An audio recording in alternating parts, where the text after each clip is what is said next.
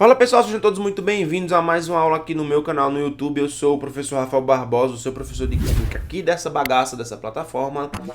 Antes de mais nada, não esquece de descer aqui o play, clicar no botãozinho vermelho se você não é inscrito, ativar o sininho para receber todas as notificações, tá? Então na aula de hoje nós vamos para a parte 2 de análise imediata. Então hoje nós vamos falar aí sobre a separação de misturas homogêneas. Então depois da vinheta vem comigo que essa aula tá muito bacana.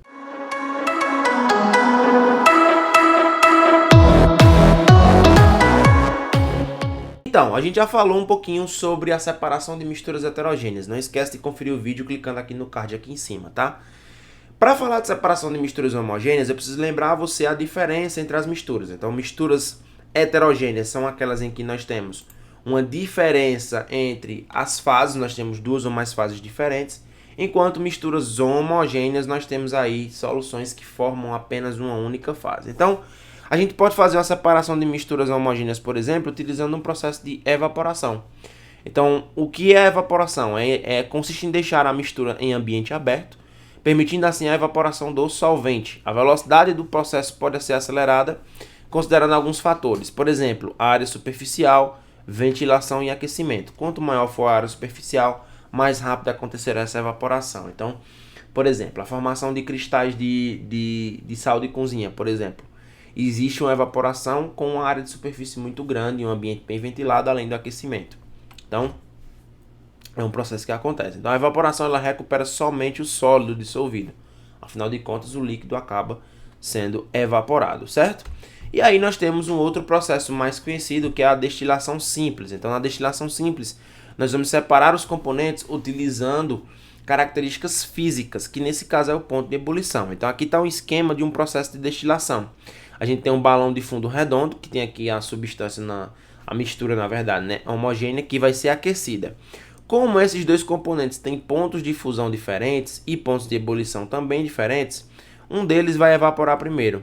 Quando ele evapora primeiro, esse vapor vai entrar num condensador que vai ser resfriado e automaticamente será separado na forma do estado líquido. Lembrando, se você tem substâncias que têm um ponto de ebulição muito próximos uns das outras, é um teste um pouco arriscado, se você não tiver controle específico da temperatura, tá? Então lembrando que, nesse caso da destilação simples, nós vamos separar um sólido e um líquido a partir da diferença de pontos de ebulição. Já na destilação fracionada, a gente vai separar misturas que são homogêneas líquidas ou gasosas. Lembrando, pessoal, que nesse caso aqui, a grande diferença entre os dois é que nesse caso o material ele é líquido ou gasoso, ok? O petróleo, por exemplo, ele é separado através de um processo de destilação fracionada, também baseado na diferença de pontos de ebulição das substâncias, tá certo? Nessa destilação fracionada, algumas observações elas são importantes. Primeiro, quanto maior a diferença entre os pontos de ebulição, mais fácil é a separação. O líquido de menor ponto de ebulição é o primeiro a ser destilado, e a destilação fracionada não separa misturas azeotrópicas, pelo simples fato dessas misturas azeotrópicas possuírem ponto de ebulição constante, ok? Então é isso que acontece.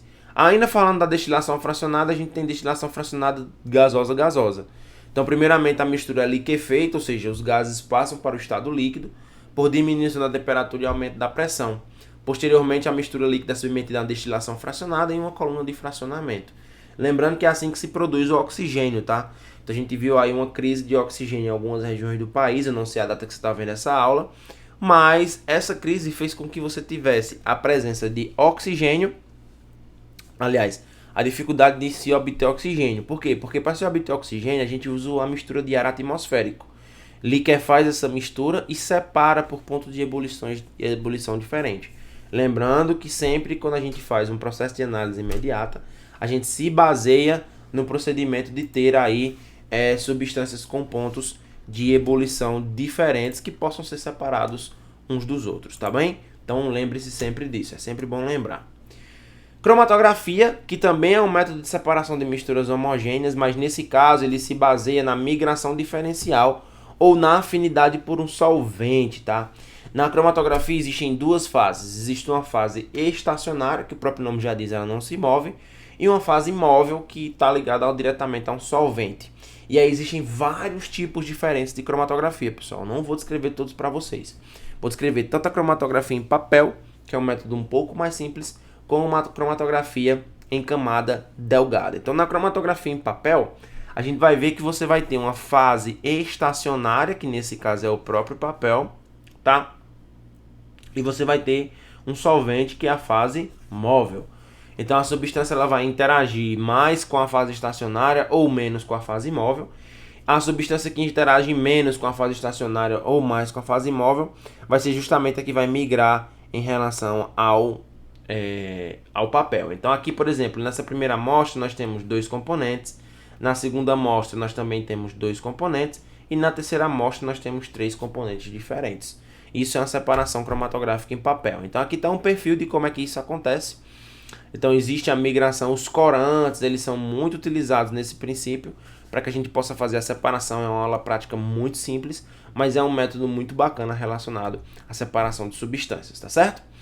A cromatografia em camada delgada, que nesse tipo de cromatografia ela é realizada sobre uma placa revestida com uma fina camada de material adsorvente, geralmente de sílica, e essa camada adsorvente é chamada de fase estacionária. Então, fase estacionária, enquanto o solvente que vai migrando pelo papel, nesse caso pela camada delgada de sílica gel, é a fase móvel. Então, a cromatografia em camada delgada, a gente utiliza essas placas e a gente só evidencia realmente essa cromatografia quando a gente usa substâncias que têm colorações bem diferentes umas das outras. Então perceba, olha só, que ocorre a separação dos componentes à medida que a fase móvel vai se propagando dentro do papel, certo? Então aqui a gente pode também fazer essa cromatografia de camada delgada utilizando substâncias luminescentes, né, que produzem luz. Então se você observar aqui, ó, você vai ter a produção de vários pontos diferentes de luz e esses vários pontos diferentes de luz vão fazer com que haja a migração no papel de acordo com a exposição dessa fase estacionária à fase móvel, que nesse caso é a substância que você vai utilizar para fazer com que essas outras que estão no papel possam migrar em decorrência de alguma necessidade, tudo bem? E aí, por exemplo, para a gente terminar aqui nossa aulinha, veja aqui um exemplo, né, básico. Então, ó, a cromatografia permite identificar substâncias. Basta lembrar que manchas que correm juntas são formadas pela mesma substância. Então, por exemplo, a gente tem aqui uma camada, né, onde a gente teve a substância X, que eu não sei qual é, e tive 3 padrões. O A é o naftaleno, o B é a octanoamida e o C é o ácido benzoico. Quem é a substância X? Ora, fácil demais, a substância X é o naftaleno. Por que, tio Rafas? Porque ele corresponde à mesma região de corrida na camada delgada. Tudo bem? Bom, gente, espero que você tenha gostado dessa aula. Desejo a você bons estudos. Espero você em um próximo momento. Um beijo, um queijo e até mais.